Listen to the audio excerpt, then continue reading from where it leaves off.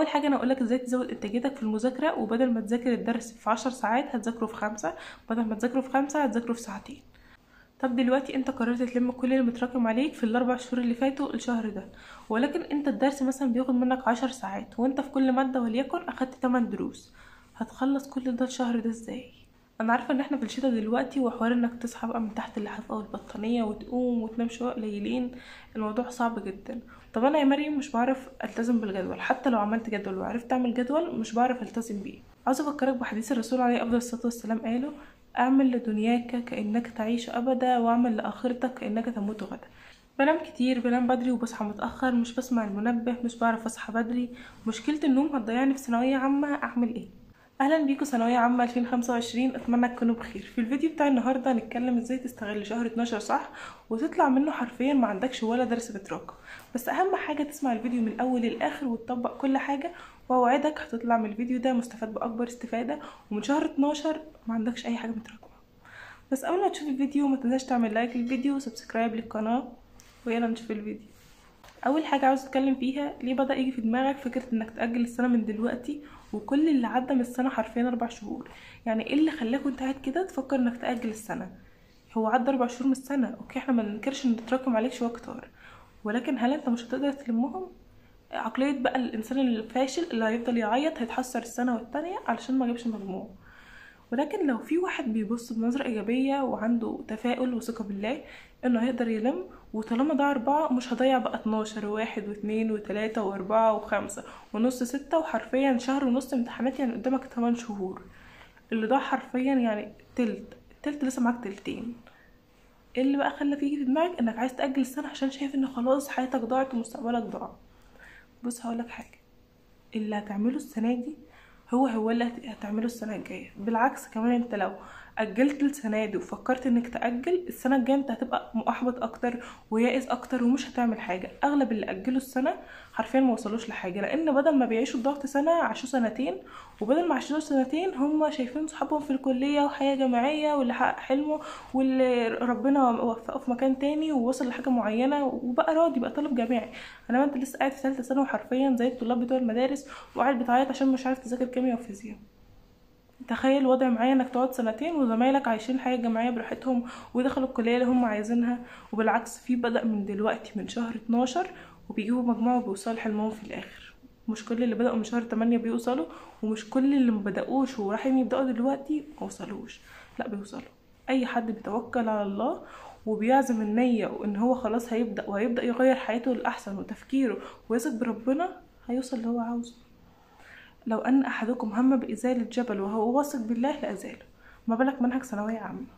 فانت لازم تقف مع نفسك دلوقتي وتقول لنفسك مفيش قدامك غير اوبشن واحد، لا هتوصل لا هتوصل. مفيش حاجه اسمها بقى هاجل السنه هاجل مواد، يعني شيل الافكار دي من دماغك دلوقتي. لسه قدامك 8 شهور تقدر تعمل فيهم كل اللي انت عايزه.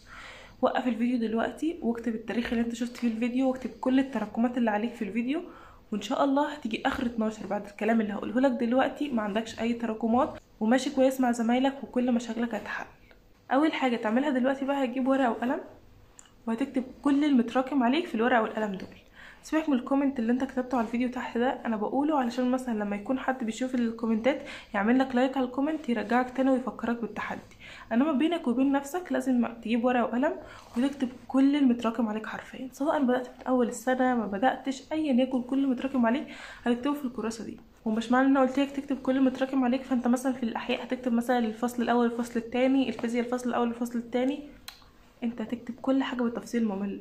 مثلا الاحياء الفصل الاول درسين هتكتب الدرس الاول والدرس الثاني، الفيزياء الفصل الاول والثاني اكتب الدرس الاول الثاني الثالث لحد ال8 دروس. كل حاجه بالتفصيل ممل عشان تبقى الخطه واضحه قدامك، ولما تيجي توزعهم على الايام في شهر 12 يكون كل حاجه واضحه قدامك. بعد دلوقتي ما كتبت كل المتراكم عليك هتبدا تعمل جدول في شهر 12 تلم كل المتراكم عليك. طب انا ما بعرفش اعمل جدول، طب انا ما بلتزمش بالجدول، الكلام ده كله علشان اقول لك تعمل جدول ما فيش حد يعمل لك جدول. يعني بجد انا كل الفيديوز اللي بقولها لك ما فيش حد يعمل لك جدول، انت اللي هتعمل جدول لنفسك.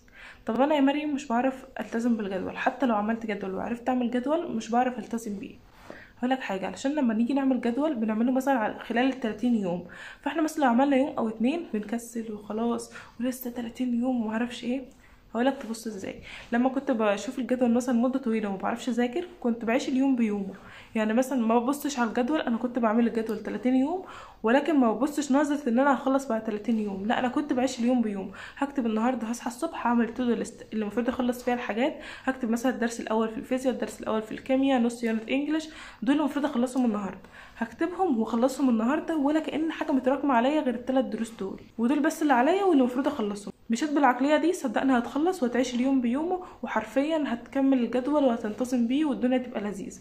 بصيت بقى ان الجدول 30 يوم معاك ومعرفش ايه، وانك مش هتعرف تلتزم، مش هتعمل حاجه، مش هتلتزم. لو التزمت يوم او اتنين هتوقع يوم في النص، وبعد ما توقع يوم ده خلاص حياتك باظت. هعمل جدول من تاني، ونعمل بقى دوامه جداول لحد يوم الامتحان وانت لسه ملمتش المنهج. فانصحك انك تعيش اليوم بيوم، هتكتب كل حاجه متراكمه عليك الصبح اول ما تصحى او بالليل قبل ما تنام، وتصحى الصبح عارف هتعمل ايه وهتخلص ايه. عاوزه افكرك بحديث الرسول عليه افضل الصلاه والسلام، قاله: اعمل لدنياك كانك تعيش ابدا، واعمل لاخرتك كانك تموت غدا. يعني ايه؟ انت تعمل لاخرتك كانك هتموت بكره. لو هتموت بكره النهارده انت هتعمل ايه؟ هتصلي الصلاه في ميعادها، هتصلي الفجر والظهر والعصر وكل الصلوات في ميعادها، هتقرا اذكار الصباح اذكار المساء، هتقرا ورد قران، هتبقى كويس وعارف انك هتموت بكره، فتحاول تجتهد في العباده. اعمل لدنياك كانك تعيش ابدا. هتعمل ايه بقى؟ انت النهارده عندك مذاكره كتير، وعشان المذاكره دي الحاجه الوحيده اللي توصلك انك تبني مستقبلك، مثلا تبقى تحقق حلمك، توصل للكليه اللي انت عايزها، تشتري العربيه الفلانيه، تعيش في المكان الفلاني. فانت المذاكره دي جزء من دنيتك، انك مش هتموت، انت مخلد. فالمذاكره دي الحاجه الوحيده اللي هتعينك في الدنيا انك تحقق احلامك وتعيش الحياه اللي انت عايزها. فانت تاخد مذاكرتك دي ستيب باي ستيب، ما تكلكعش الموضوع قدامك، وما تبصلوش ان هو يا لهوي ضخم، انا هلم كل المتراكم ده ازاي، واربع شهور ازاي هتتلم، والحوار ده. خطوة صغيرة بخطوة صغيرة هتوصل لحلمك وتعرف تحقق كل حاجة. ضخمت الموضوع في دماغك والشيطان هيقلك بقى ان خلاص حياتك اسودت ومش هتوصل لحاجة، خلاص خليك بقى. هقولك ايه؟ بنام كتير، بنام بدري وبصحى متأخر، مش بسمع المنبه، مش بعرف اصحى بدري. مشكلة النوم هتضيعني في ثانوية عامة، اعمل ايه؟ في شهر 12 ثانويه عامه تحديدا انا جالي داء الخمول والكسل، وحرفيا ما كنتش عاوزه اقوم من على السرير، كنت دايما عاوزه انام ومش عارفه اصحى بدري ومش بسمع المنبه. انا لحد الان مش بسمع المنبه. فاول قرار اتخذته في ثانويه عامه ان انا اخلي حد يصحيني، سواء والدي والدتي حد من اخواتي، كنت بقول لحد يصحيني، وانت خلي حد من اهلك يصحيك. ما فيش قدامك غير كده، لو مش بتسمع المنبه او بتنام كتير فخلي حد من اهلك يصحيك. قول لهم مثلا انام الساعه 4، هنام الساعه 10 واصحى الساعه 4، هيصحوك كل يوم الساعه 4. غير كده صدقني انت مش هتسمع المنبه، مفيش طريقه. انا نزلت كل الابليكيشنز اللي هي تحل مساله رياضيه او مثلا تصور حاجه معينه في الشقه عشان تصحى، ما جابش نتيجه، انا ما سمعتوش اصلا، كل البيت صحى الا انا. فاول حاجه خليت حد يصحيني، وانت كمان خلي حد يصحيك، حاول قدر الامكان تخلي حد يصحيك. طب افرض بقى مفيش قدامك اي حد يصحيك وكل البيبان مقفوله في وشك، هتعمل ايه؟ هتنام بالنهار وهتصحى بالليل. هتنام بالنهار عشان تضمن ان حد يصحيك، لما تنام بالنهار 6 ساعات حد هيصحيك، مفيش اوبشن قدامك غير كده. وانا عارفه ان مثلا نقول لك اصحى الفجر والانتاجيه بتكون احسن والكلام ده كله، بس مفيش حد بيمشي على نمط معين. يعني مش كل الناس بتصحى الفجر، ومش كل الناس مثلا بتنام بالليل والحوار ده. انت وراك ثانويه عامه وراك مذاكره ومفيش قدامك اوبشن حد يصحيك الساعه 4 او 3 بالليل، فخلاص عكس يومك بقى. هتنام مثلا الساعه 6 العشاء وتصحى الساعه 12 بالليل. من الساعه 12 بالليل بقى لحد الساعه 6 المغرب تاني يوم او العشاء هتفضل قاعد تذاكر بقى ودروسك وحياتك وكل حاجه. اصلا ايام كتيره كنت بنام الساعه 6 وبصحى الساعه 12 بالليل، ومن الساعه 12 بقى لحد تاني يوم الساعه 6 العشاء او 6 المغرب كنت قاعده بذاكر بقى وبشوف ايه المتراكم عليا وبعمل كل حاجه. اول ما تصحى من النوم اشرب حاجه فيها كافيين، يعني مثلا قهوه، نسكافيه. ارشح القهوه ولكن ما تشربهاش كتير، وما تشربهاش على معده فاضيه كل حاجه، وبعدين اشرب قهوه هتفوقك وهتخليك مصحصح حتى لو نايم 6 ساعات. ومره مع مره بتنام 6 ساعات بس في اليوم هتلاقي مثلا موضوع النوم الكتير قل. انا عارفه ان احنا في الشتاء دلوقتي، وحوار انك تصحى بقى من تحت اللحاف او البطانيه وتقوم وتنام شويه قليلين الموضوع صعب جدا، ولكن دايما افتكر حلمك ومستقبلك، ده هيخليك تكمل وهيكون دافع ليك جدا. ان هي كلها 5-6 شهور وهتوصل لحلمك، يعني تبقى دكتور مهندس، حاجه كويسه، حلم بتحلم بيه بقالك 12 سنه، فتستاهل انك تضحي شويه.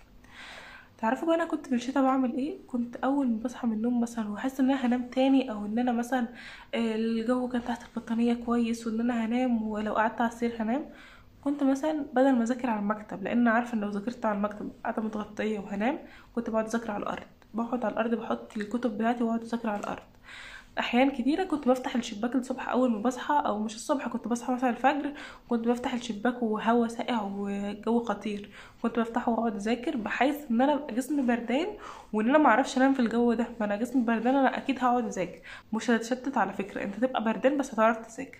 غير بقى لو انت قاعد بقى بتذاكر وبتتدفي فانت حرفيا هتنام. كنت احيانا برضو بروح اخد شاور ساقع اول ما بصحى من النوم. يبان الموضوع دينجرس وخطير وان هيجيلي برد، بس هو ما كنتش مثلا باخد شاور ساقع واطلع اقف في البلكونه، كنت باخد شاور ساقع بحيث ان هو خلاص يدي الجسم صدمه ان انا ما عدتش هنام، انا خلاص انا دلوقتي في حاجه حصلتني، انا مش هنام تاني. فجرب كل الطرق اللي تمنعك انك ما تنامش. انا جربت كل الطرق، مره اخد شاور ساقع، مره اقعد اذاكر على الارض، مره اطلع اقف في البلكونه، مره افتح الشباك وافضل قاعده في الهواء الساقع. جربت كل حاجه، انت لازم تجرب كل الحاجات دي، وصدقني طريقه منهم هتخليك ما تنامش. وموضوع انك تتعود على فترة نوم قليلة ده بيبقى صعب في الاول، مثلا هتاخد اسبوع لاسبوعين تتعود انك مثلا تنام كل يوم 6 ساعات، ولكن واحدة مع واحدة هتلاقيك بتنام 6 ساعات عادي. انا من شهر 12 لحد شهر الامتحانات كنت بنام 6 ساعات في اليوم. اول شهر كان صعب بقى ان انا ازاي هنام 6 ساعات والحوار ده، ولكن بعدين تأقلمت، حسيت ان انا بنام 6 ساعات بصحى فايقة عادي. طب دلوقتي انت قررت تلم كل اللي متراكم عليك في ال4 شهور اللي فاتوا الشهر ده، ولكن انت الدرس مثلا بياخد منك 10 ساعات، وانت في كل مادة وليكن اخدت 8 دروس، هتخلص كل ده الشهر ده ازاي؟